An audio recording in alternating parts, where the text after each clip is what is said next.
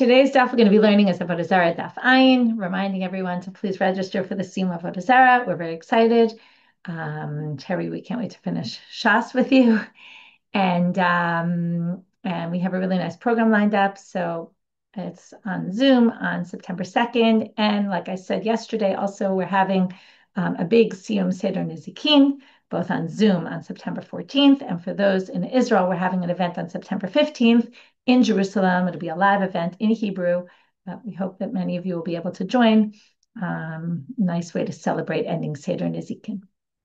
And also, by the way, it's the week before Rosh Hashanah, and the whole topic of Horayot is mistakes and shgaga, and it's all related. So it'll be a really good also entry into Rosh Hashanah. Okay, we're going to get started with our daf. I'm a Rava. Oh, and by the way, it started going out yesterday on the social media campaign, but just to tell everyone, we have a new website being launched, and it's launching next week, Bezrat Hashem. So stay tuned and be a very exciting new change in how to learn with Hadran. Okay, Amar Rava. Starting at the bottom of Samach Tenamabet. Today, Rava, for the first half of today's daf, is going to be the central character. The way it's going to work, we're going to first see this law that he makes this distinction about a prostitute and a person and kind of the relationship.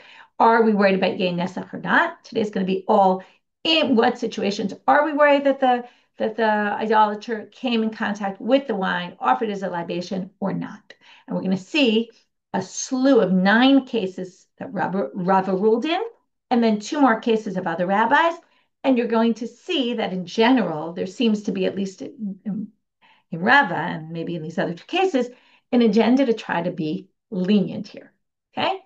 But I don't know if it's particularly an agenda to be lenient, or it just happened he was lenient in these cases. The questions that are going to arise are we concerned that the idolater touched the wine, offered as a libation? Are we not worried? What's going through the idolater's mind?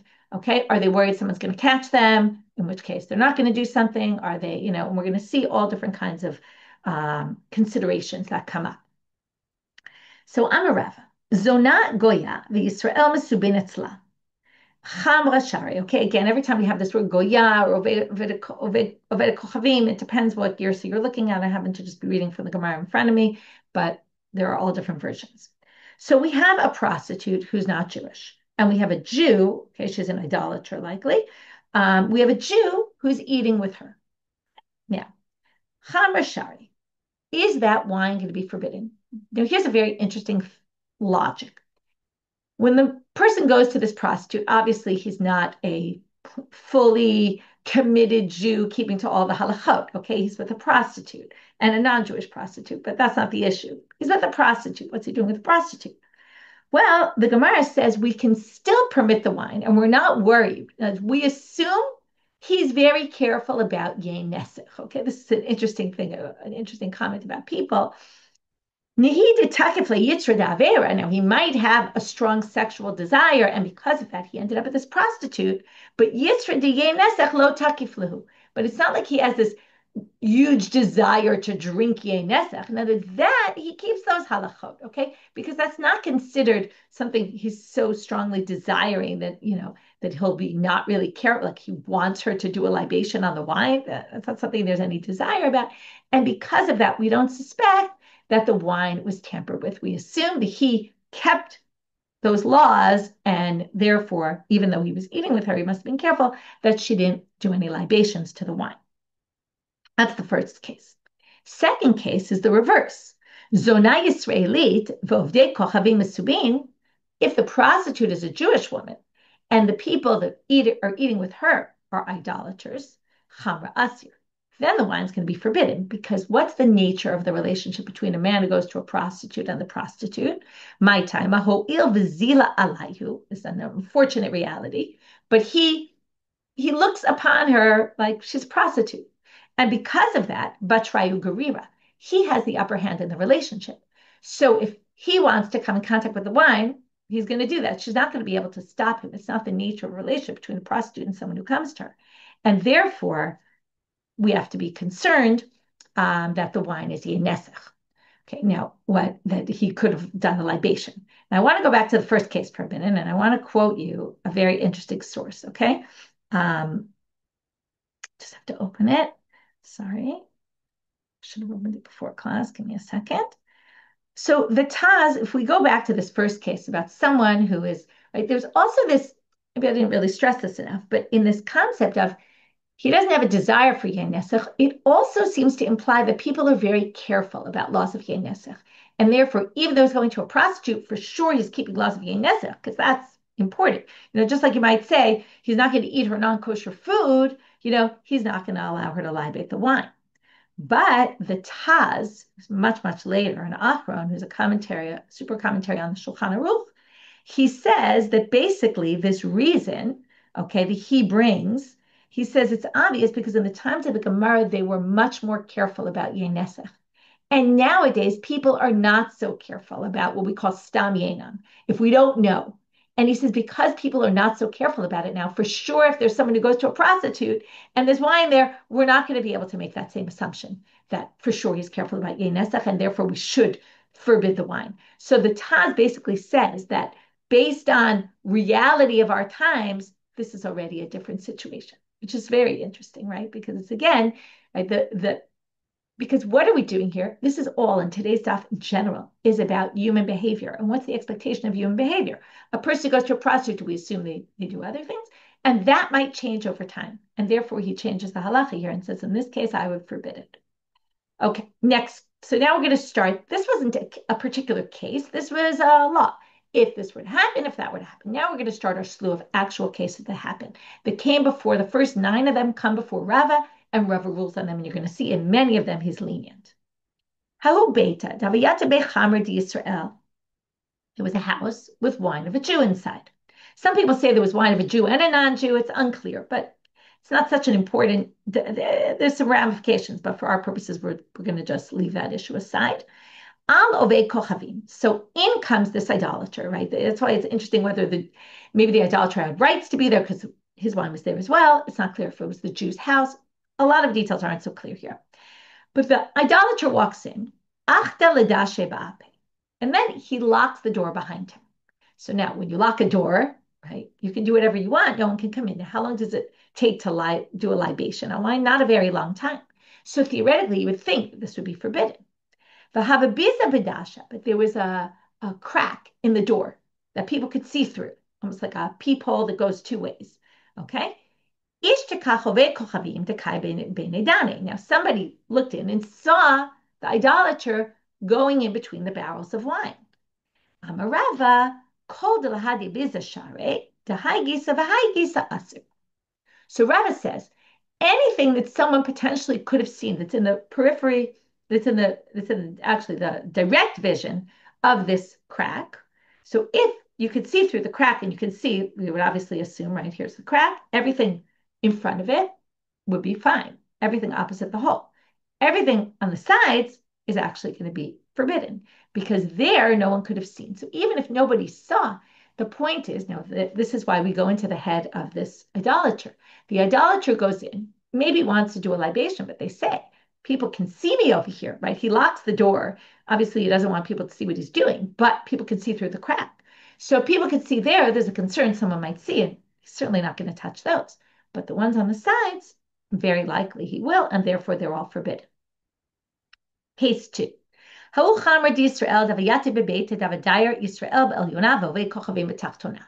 had a lot of 2-story houses there. The two levels. The bottom level, in this case, was owned by an idolater. The top level was owned by the Jew. Now, the Jew, they leave out these details, but the commentaries fill them in. The Jew left their wine downstairs, but they could see from upstairs, they could keep their eye on the wine. And that's how they knew the idolater would never touch their wine. I'm guessing also, as heat rises, they probably didn't, right? People always put it in the cellar. I guess they didn't have a cellar maybe, and they just kept it on the lower floor so it wouldn't get ruined. But now, one day, Shamu Kal Tigra, they heard a big fight outside. Now, what do you do when you hear some commotion outside? Everybody goes outside. So Nafke, they both went outside. Now, you have to assume, again, there's some details missing here, but from the end of the story, you're going to see that they didn't really see each other. They weren't right near each other, but they knew they both ran outside. And then what happens after is a little unclear. So according to what the idolater thinks is that kadim atove kochavim. So first, the idolater goes back into the house. Okay, the commotion is ending, or he gets bored watching the commotion. He goes back into the house after the dashibape, and he locks the door. Okay, so now if the Jew's outside, he won't be able to get in very quickly because the door is locked. So the idolater could do what they want, and then they'll, till the door gets unlocked and all that, he'll be done. However, Amarava Hamrashari. Rava permits the wine. Memar Amar, ki hechid kadim atay ana, kadim at Yisrael, v'ati belyona v'chazeli. He says, listen, it could be I think I came in first, but theoretically, he might have already gone in already, and he might even be upstairs. So because of that, you might see, if he's upstairs already, he'll see what I'm doing. So basically, he doesn't know if the person's gone upstairs or not. So that's why it must be they didn't see each other outside. He's pretty sure he came in first, but there's a chance that he didn't come in first. In the same way he decides to come in, maybe the other guy decides to come in, and therefore I have to worry. Okay? And again, if there's this concern in the idolater's head that somebody might see them, it's a problem. Although we're going to have to fine tune this in some of the later stories. How ushbiza, case 3. There was a case in an inn to have a yate bechamer de Israel. There was wine of a Jew, and ishtakach ove kochavim david yate beidane. And then they see this idolater in between the barrels. They say Yativ is sitting. Okay, he was sitting among the barrels. Amarava im nitpas alav keganav shari v'im lo asir. So Rava says, if he's nitpas alav keganav, if it's a place, there's a bunch of different interpretations. The Steinsaltz that you'll see in the Koran is a totally different interpretation, but I'm not going with that one. Most of the commentaries go along these lines, although also have differences of opinion within that. But if the authorities would catch him and say, you're a thief, you're in a place where you're not supposed to be, and you're among these barrels that, right, if he were to have touched them and opened them, they would bring him to jail as a thief, then it's permitted. Because why? Because obviously then he's not going to touch them, because nobody wants to get caught. V'ilo, but if nobody cares and he has free reign to do whatever he wants there, then usher, then we assume he likely opened them and offered them as a libation. Case 4. How beta, we have a house where there's wine. This case we see, again, by the way, I didn't mention this, but you can start paying attention to this if you want. There's threads of literary wording that connects stories, like we have the Akta Dedasha Va'ape, lock the door, and then lock the door was in the second case. We have Kai Beidane, Yati Beidane, right? One is standing among the barrels, sitting among the barrels. There's a lot of language that kind of flows from story to story. You can start paying attention if you want. It's just a side point. I think it helps with understanding the order in which they, sometimes they order the stories because of the connection of the words. So we have this case. Rava says, the Oved Kochavim was standing among the barrels. I don't think there's a difference standing or sitting. But he was standing among the barrels. Amarava itle l'ishtemute chamra asir. Below chamra shari. This is a new thing Rava adds. If he can explain himself and he has a good excuse as to what he's doing there. Now, remember the previous. The previous said if they could catch him as a thief. Now, if you get caught as a thief, but you'll say, oh, but I was there because so-and-so asked me to come and check on something. Or if you have a good reason up your sleeve that you can explain yourself, then you're not worried about getting caught. If you're not worried about getting caught, then you're back to the case before, which said, oh, if not, it's going to be forbidden because the person feels very comfortable doing what they want. But if you don't have any excuse and they catch you, then hamashari. Then the wine's going to be permitted because the assumption is people don't want to get caught. And therefore, they're not going to start tampering with anything because if they do, they're going to get caught and they don't want to go to jail or get in trouble or have to pay. So they'll watch themselves and they won't do it. So again, these are all different factors that contribute to what they, right? Are they concerned someone's going to see them and know that they did it? Are they concerned that they're going to get caught? Okay, that's the issue. Are they concerned the Jews are already there, right? All kinds of issues. Next, they're all really part of the same thing. Now, before we get to the next story, there's a difficulty they're going to raise on this one. Meitive, but wait, there's a source that seems to say otherwise. Nin ala pundak, if the door to the inn was locked and the idolater was in there, Osha Amar lo Shmuel, or the Jew said, listen, I want you to watch my inn for a little while. Rashi says, outside, like stand outside and watch it. I'm going for a while. That's like the case in the Mishnah we saw yesterday, right? I'm going for a while. Then, right, it's a sul because then the idolater feels very comfortable doing what they want. Number one, they're locked inside, no one's there, or they were given the key and told, like, watch this for me. I won't be back for a while. Then, of course, they feel very comfortable doing what they want. But here, notice, my lav afagav de late lishtamute. Now, this is even if I give you the key and say, I'll be back in a while, but someone were to catch them inside, right? They wouldn't have an excuse as to what they were doing inside. Then it sounds like it's still going to be forbidden. And we just said if they have no excuse and no explanation as to why, or just because I said, just because they locked the door, it doesn't mean they can't get caught by someone. If someone were to get in and say, what are you doing here? And they don't have a good excuse. So it sounds like even if they don't have an excuse, they're still likely to tamper with it. And we just said if they could get caught, right? This Braita makes no distinction whatsoever. And we would have expected this distinction to be here if Rava was right. To which the Gemara says, it didn't say so, but it obviously meant that. Lo, it's only when they can give a good excuse as to what they're doing there and can explain their actions. Otherwise, we're going to be worried. So even though the Braita doesn't say it, we assume the Braita means that. Okay. Story 5. Here we have a Jew and idolater sitting drinking wine together. Shama Yisrael kal tziluye beknishta.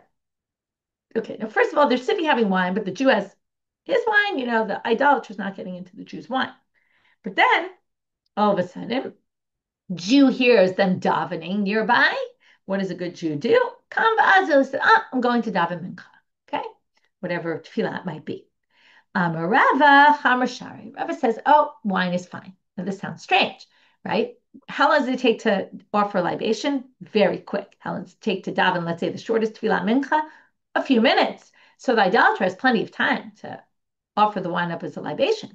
So why would Rava permit the wine? So here's an interesting answer. Meimer Amar, the idolater will say, Hashta mitkale lechamra v'hadar ate. While the Jew's davening, they're going to remember, oh no, I left my wine. And you have to think about what this, right? What the idolater is thinking, the Jew is thinking, right? So he hears the call to prayer, gets up, runs out to daven, forgets momentarily about the wine. All of a sudden, in the middle of davening, remembers, I left my wine. And with this idolater, the idolater obviously knows these halachot, it seems like. And therefore, he's worried. The idolater says, it's very likely he's going to come right back. He doesn't want to lose his wine. His wine is more important to him than prayer. And therefore, he's worried that at any moment the Jew might show up and it's a problem. Okay. Believable or not, I don't know, but wait till you get to the next story. So now we have a Jew and an idolater on a boat. Shama Yisrael kal shipurei de beis shimshei. So he hears the shofarot of Banish Mashot, which they would sound the shofarot on Erev Shabbat. The Shabbat is starting. Nafik Basil, he goes out of the boat, right? Must be a boat that was docked. He goes off the boat to celebrate Shabbat. Now, you can figure he's not coming back for 25 hours, and the idolater must know that. The Amarava Chamra Share. Rava says wine is permitted. Meimer Amar, why? The idolater will say, Hashta mitkale lechamra v'hadar ate. He's going to all of a sudden remember that he left all this wine, and he's going to come back for it, even on Shabbat. Now, imishum Shabbat, if you say, what about Shabbat? Just because it's Shabbat, he's not going to come back on the boat on Shabbat. Now, here's some girsa issues, whether it was Rava who said this or not, but we'll read it like this. Ha'amar Rava, didn't Rava say? Amarli Isur Giora. Now, Isur Giora is going to talk about something he thought before he converted. He was a convert. That's why it's called Isur Giora. Isur is his name. Giora means the ger. And he's going to tell of what he thought before he converted, which is basically what we want for our sugya, which is what the non-Jews think about the Jews. Okay? It's not important what the reality is. It's important what they think. That's all we're talking about today. What's going on in this non-Jew's head. So they say, if it's Mishum Shabbat, he doesn't think the Jew, he thinks, let's put it this way, I'll already tell you, he thinks that a Jew cares more about their money than they do about keeping Shabbat. And this is what Isur Giora thought before he converted. Once he converted, he realized it's not true, and we'll see why. But the important part for our sugya right now is what he thought when he was before he converted. So Rava says that Isur Giora told me, Ki avinam ba'armiyutan, Aramai, we talked recently, the Kfela Aramai. Aramai means a non-Jewish person, Aramean. So when I was not a Jew, Amrina, and I said, Yehudai lo mintre Shabta. The Jews aren't so careful about keeping Shabbat. Now, what's his proof? Mintre Shabta, because if they kept Shabbat, kama kise kama shtakhe b'shuka. I would have found tons of wallets in the shuk, particularly on Friday late in the day, because all the Jews who got stuck and didn't make it home in time and have their wallets in their pockets and now can't carry them because there's no Eruv and they can't get them home, and also it's money and you're not allowed to be carrying money, it's muktzah. It's really the carrying issue that they're talking about here. I would have found they would have left them in the shuk because they can't carry them home. And the fact that I don't see all these wallets in the shuk must be proof that the Jews are carrying their wallets home. They care too much about their money to leave it in the shuk. But what I didn't realize, now that's already what we needed, which is what he thought. He thought that the Jews care more about their money than about keeping Shabbat. So therefore, when this Jew realizes that they left all their wine on the boat with this idolater, they're going to clearly come back, and even on Shabbat. So now he says, what didn't I know though? Then I now know, now that I'm Jewish, they hold like Rabbi Yitzchak, Rabbi Yitzchak, Hamotzei, or it could be Hamotzi, Kis b'Shabbat, Molicho Pacho Pacho Me'arbamot. There's a bunch of different girsaot here about what the situation is. Is it someone who finds a wallet in the shuk? Likely it's more like someone who finds their own wallet in their pocket in the shuk and they realize they walked out carrying their wallet, or they didn't make it home in time for Shabbat. What do you do? There's a solution. The rabbis come up with a solution here. The problem by Torah law is to carry something 4 cubits. So if you carry it less than 4 cubits and stop, and then less than 4 cubits and stop, and less than 4 cubits and stop, that's a solution the rabbis came up with for people to get their wallets home. So then I realized that they were keeping Shabbat, and still there were no wallets in the shuk. Next case, 7. Halu aryeh havanaim b'ma'atzata. So there was a lion all of a sudden heard roaring in this in the wine press. Shama ove kochavim. Now it was a wine press of a Jew.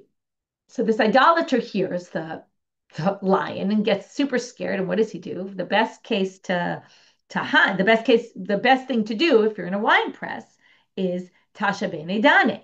So he runs away and hides between the barrels. Rava Hamrashari. Rava says we don't have to worry about the wine.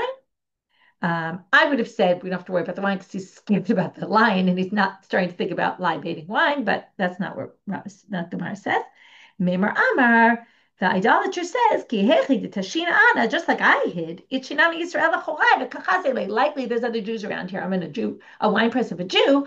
There's probably another Jew around who's going to come running here. They'll see me. And again, this concern, they'll only do it if no one can see them. That's the whole thing with locking the door and all that. No one can see them, it's not a problem. But if no one can see them, it's specifically a problem. Here, it's likely that someone might see them, so they don't touch the wine. Case 8, Han Ganve, Desalke le Pumbedita. There were thieves who came to Pumbedita, Patru Chaviyata Tuba, and they opened a lot of barrels. Okay, we're going to see this later. They don't say it here, but later they're going to talk about if they opened a lot of barrels, they probably weren't looking for wine because they opened way too many more barrels than they were planning to drink. Okay, that's also an issue. Now, there was already a question here because why would they, if you want to drink wine and then maybe offer libation, but you're not going to open tons of barrels. So now, Amarava Chamar my timer. You're not going to like this answer, but Ruva Ganve Yisrael. Okay, we start with the Jewish prostitutes. We end up here with the Jewish thieves. There's a lot of Jewish thieves in Pumbedita. And because of that, chances are, this is Dine Rove, we go by the majority. Since the majority are Jews, there's nothing to worry about at all. Because so it's not even an issue. You don't even have to get to, did they libate the wine? They're Jews. And again, just because they steal, right? They're not Ovdei Lilim. They're not idolaters who are going to start libating wine. But now we're going to see, okay, we're stopping for a minute, taking a break. We're almost at the end of the stories of Rava. We have one more, but we're taking a break in this story to say there was another story like this in the Hardal. Hava Uvda bin Hardal. Now, presumably, because they don't talk about the Rov Ganavim, maybe in the Hardal there weren't a majority of Ganavim and not in the time of Shmuel. Shmuel and Rava were different generations. Shmuel was first, Rava was fourth generation. V'amr Shmuel Chamr Shari. And Shmuel permitted the wine. Kiman. So the Gemara wants to know, who does he hold like? They don't think it's because of Rov Ganavim or Jews. So they say it must be Rabbi Eliezer, Desavar Safek Bi'atahor. Okay, now we're going to learn a Mishnah, Ditnan. Okay, we're going to change topics for a minute about Tum and Tara, and then we'll explain what it means, Safek Bi'atahor. I'm going to wait off on this. Hanichnas the Bik'abi Yemodak Shamim. We've seen this case before, by the way. Someone goes into a valley during the rainy months. Now, in the rainy season, in the valley, there's fields, and in the fields, everything's growing. Nobody walks there. That means that even though this valley is open in public, it's actually considered Rishudei Yachid. It's considered private domain during the winter. So now, during the winter, this is private domain. You might remember, like this many times, Safek Tumah, if you have a case, are we not sure if somebody became impure or not, and it's in a private domain, which this is, we're going to be stringent and say it's Tameh, the person's Tameh. If it's a fake Tuma in the public domain, we actually permit. And that's all based on the Sota, without getting into that today. So the person goes into a Big'an Yemodek Shamim, Vitum'a b'sadeh plonit, and there's impurity in one of the fields in the valley. Va'amar halachti b'makom alaz, and the person now tells us, listen, I was in that place. Ve'eni yodeh im nechnasti lo tasadeh lo nechnasti. Okay, there was a dead body somewhere in the field. I don't know if I even went into that field. I know I went in the valley, and I know in that valley, now you told me that there's a dead body somewhere, but I don't even know if I was in that field or not. So the rabbis disagree with this, but Rabbi Eliezer holds, Rabbi Eliezer Omer, Safek bi'ataho, Safek maga tameh. If the person said, I don't even know if I went into the field, then we're going to say for sure the person's pure, even though Safek Tumah in the private domain is tameh, but not here, because we don't even know if the person went into the field with the Tumah. If it's Safek Maga, the person said, I went into the field where the dead body was, I just don't know if I happened to walk where the dead body was and come in contact with it, then we're going to be strict and say, that's Safek Tumah, in Rishudei Yachid, we're going to be strict, but not Safek Bi'ah. So our case, now they're going to assume that why did Shmuel permit? Because Shmuel permitted based on Safek Bi'ah. We don't even know if the idolaters went there or not. We don't know who these Ganavim were. It could be their Jews, it could be their idolaters, we don't know. So that's Safek Bi'ah. To which, and that was the Gemara saying, are we assuming that Shmuel held like Rabbi Eliezer and not like the rabbis who's actually forbid? They say that's Safek Tumah and you're going to have to be Tameh. So they say, Shane Hatam Kevan. No, this is different. Even the rabbis would agree with what Shmuel said, because Kevan de'ika depatche l'shumamona habele sveik sveika. This is what I mentioned before. They opened a lot of barrels. If they opened a lot of barrels, then it could be they were looking for money. Maybe people hid money in barrels. So why they opened all these barrels, right? We don't know. Maybe it was Jew, maybe Gentile. And if it was a Gentile, maybe they opened the barrel not to libate the wine, but to look for money. They were thieves after all. And therefore, it's what we call a sfeik sveka, a double doubt. And a double doubt, we're going to be lenient. Turning now to Amud Bet. Hahi Ravita, there was a young woman, or a young girl, actually, who was a non-Jewish girl. De ishtakaf de havet beidani. She was among the barrels. V'havet nikita ufya biyada. And she had some foam from the wine in her hands. Okay, that seems pretty clear. But no, Amar Rava, Chamar Share. He says it's permitted. Amar Migava de Chavita Shakalte. Could be she took it from the outside. Sometimes it foams up and it goes over. And it could be it's from the outside of the barrel. The Avagav de Leka too, even though if you look at all the barrels right now, you don't see any foam on the barrels. Amar, right, because if you'd say, okay, well then there must be foam in some of the barrels outside, and if you don't see any, that would be weird to say, what, she had the only foam? I said, yeah, Amar itremuye tramila. Could be it just happened on one of the barrels, and she took it, and it's gone, and yeah, you can assume that. Now, there's an interesting machlok at Rashi and Tosfot here. I don't have so much time to go into it, but it's really interesting, so I want to point it out. Rashi says, this is specifically only if she's young. If she's older, it's a problem. Why? Rashi says, Dafka Ravita, de ena yodat b'tiv nisuch, v'lo masra nafsha leminga. She doesn't really understand the significance of nisuch, and she's not going to risk anything to do it. Okay. Whereas if you're older and you understand the value and you might be willing to be a little risky and do it. Tosfot says, why are you assuming just because the story was with a young girl that it's that the halacha is only about a young girl? That just happened to be what the case was. Doesn't mean that you could start deriving this other details, right? There's the classic, the stories of the rabbis who do things, and everyone thinks, oh, they did it because of, there was a reason, right? No, that's just what happened. So he says, and so he says two interesting things. One is we never see this distinction between young people and old people. They know, right? The young people don't really know the tiv nisuch, and the older people do, and he doesn't really agree with that. And he says, I think, it was just the case. However, he says, even according to Rashi, and again, this goes back to what I said about the Taz, about things changing. He also says the very last words in Tosfot, on the first Tosfot on the Amud, Lo nafkamina midi achshav. Nowadays, it doesn't matter anyway, even according to Rashi. Tigdolim enam bekiim v'tiv nisuch. This is how things change. He says, even the older people, the older women now, and I assume it means in general, like don't really understand the value of nisuch. So it's also wouldn't be a concern at all today, even older, even according to Rashi. So that's again things changing. Okay, now that was our ninth story. We're finished. But now we're going to have two other stories that don't involve Rava. So we're still in stories. How Pulmasa, there was an army, okay, the head of the army and his underlings, Deselek, or all the soldiers, Deselek Linahardad. They came into Nahardad, Patru Chavita Tuva, and they opened a lot of barrels. Kiata Rav Dimi Amar, when Rav Dimi came, he told us, Uvada Have Kameja Rabbi Elazar Ushara. So he goes back and he says, there was a case with Rabbi Elazar and he permitted it. And he's trying to quote precedent from Israel.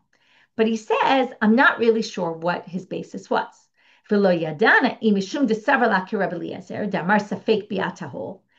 was like Rabbi Eliezer. We don't know who came and whether they even came or not, whether they were, right, whether it was idolaters who came or they weren't.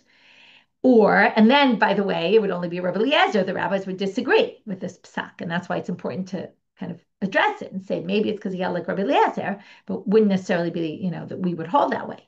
Or imishum desaver ruba de azle bahade pomasai Yisrael ninhu. Or maybe because he held that most of the people that were part of that unit of soldiers that came, in the case of Rav Dimi, which again you'd have to evaluate, what about the case here that they were dealing with? But were they, it could be they were, the majority were Jews, that most of the soldiers of this unit were Jews, and therefore maybe. So now they're going to ask a question on the first explanation. Some of people get rid of the word ihachi, which makes sense. It doesn't really make sense to say ihachi here, because ihachi is usually, if so, like the last thing we just said, and this is referring to 2 sentences ago, the first suggestion that maybe holds like Rabbi Eliezer, hi safek bia, safek magahu. Now, it's not safek bia here. We know they came. It's really an issue of safek maga. Did they touch it or not? Kevan de mefatre tuva, em adata de mamona patru, ukesafek biadam. So Gemara says, no. It is safek bia. It's not safek maga. Why? Because even though they opened a lot of barrels, it's still, going back to 2 stories ago, you could say that they came for money because they were looking for money. They might not have been looking for wine. And therefore, it is like safek bia because it's really a much less likely chance that when they came and opened all these barrels, they opened them to libate the wine. It's more likely they were looking for money. So he removes, right, that he basically says, even according to the first reason, there's likely reason to, and they've tried to say we didn't agree with the first reason. They said, no, it really is more like safek bia, not like safek maga. Okay, second story in this section. He masovita. And this is going to be our last story. There was a woman who worked in a wine store. It was a Jewish woman who worked in her own wine store or was selling wines. She gives her keys to an idolater. Amar Rabbi Yitzchak, Amar Rabbi Elazar, Uvada have a midrash. This case like this happened in the Beit Midrash. Va'amru lo masra ela shmirat mafteach bilvad. She only gave her the key to watch. She didn't say, go into my store, do whatever you want in my store. She said, I want you just to watch my key. When I come back, I'll get my key from you. She never gave her permission to go into the store. And Abai is going to say we have a precedent for this in a Mishnah. Amar Abai Afana Nami Tanina. We have a Mishnah just like this. Hamosir Maftechol Ama Aretz. And now we're going to start this big comparison to Ama Aretz as relates to Tum and Tara, which is very similar. And we're going to see how similar. So our case is very simple. We're worried that an idolater came in contact with the wine and offered it up as a libation. When you're talking about tum and tara, let's say I keep all my stuff to make sure everything's tahor, everything stays in purity, right? It's harder to understand because we don't live in a time when people do this. But in those days, people tried to keep all their items pure, in a state of purity. Now, if you're living in a time like that, and there's Amei Haaretz, now Amei Haaretz aren't careful about impurity. Talked about this a lot. So if, again, the same kind of concern, are you concerned that they touched your property and made your vessels, your food impure? So in a context of that, which again is going to be a similar idea here, which is, Abai quotes a Mishnah in Tarot, Hamoser maftecho la'ama aretz. If you give your keys to an ama aretz, tarotav tehorot. And that's really why he brought this, even though it's going to open a whole thing.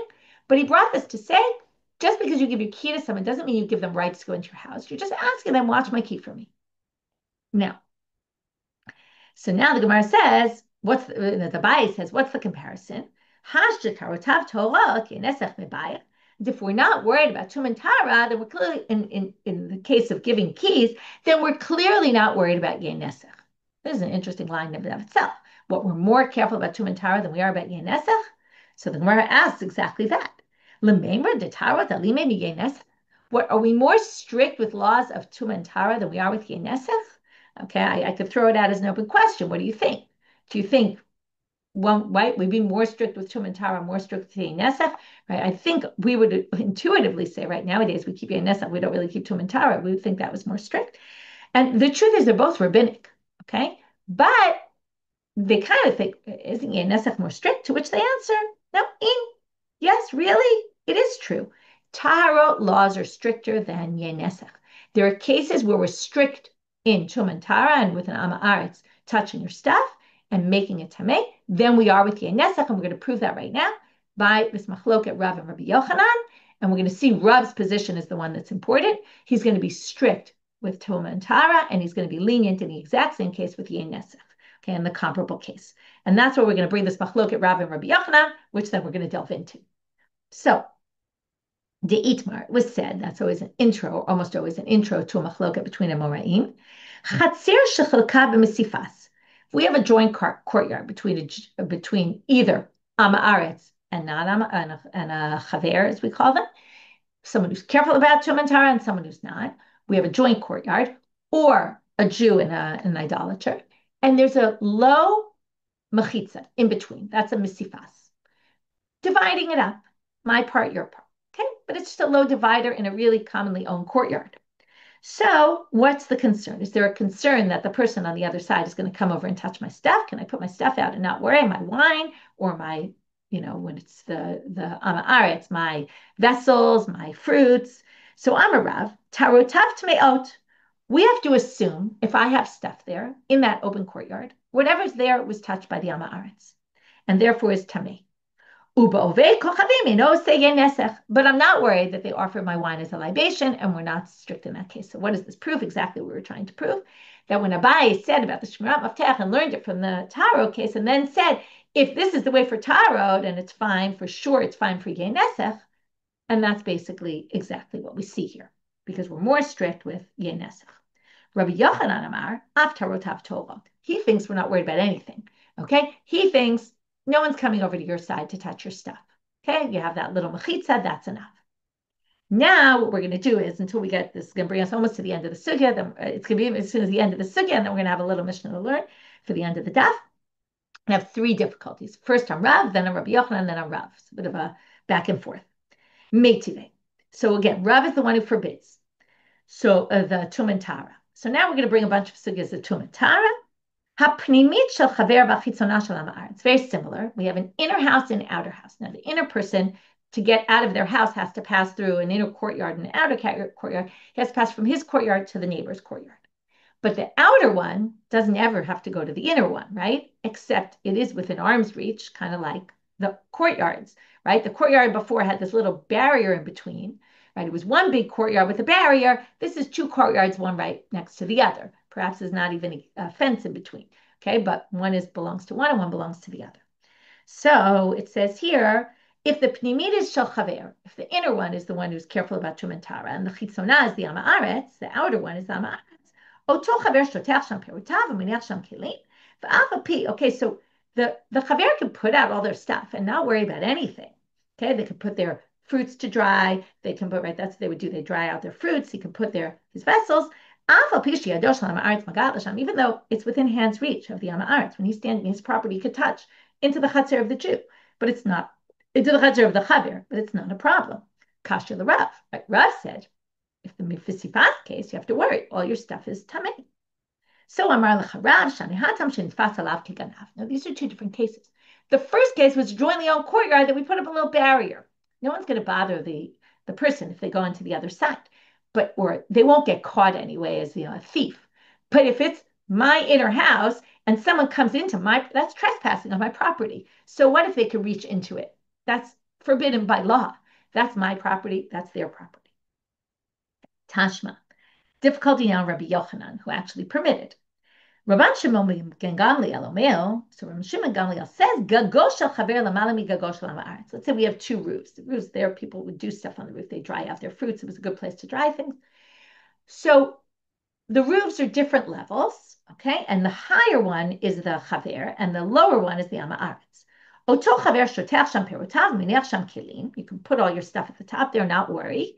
Ubilvad, but as long as shelote yado shel ha'aretz magad l'sham, if they have to be high enough that the ha'aretz can't reach. Now, why? Because if the ha'aretz can reach, we're worried that the ha'aretz came in contact with this stuff. That's not Rabbi Yochanan says we don't have to worry. If there's a misifas, we're not worried. Why are we worried there? To which they answer, Rabbi Yochanan, this raises a difficulty with him. Amar lecha Rabbi Yochanan, shani hatam di'ilach lishtemute. If the Aretz gets caught with their hands up there, they actually have an excuse.